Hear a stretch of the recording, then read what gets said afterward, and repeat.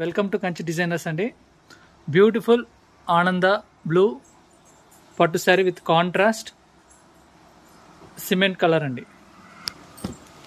ఒకసారి body design చూద్దామండి. So body design చూసారంటే ఇలా వస్తుందన్నమాట. సో మంచి ఫ్లోరల్ డిజైన్స్ వస్తుందన్నమాట గోల్డ్ జరీలో.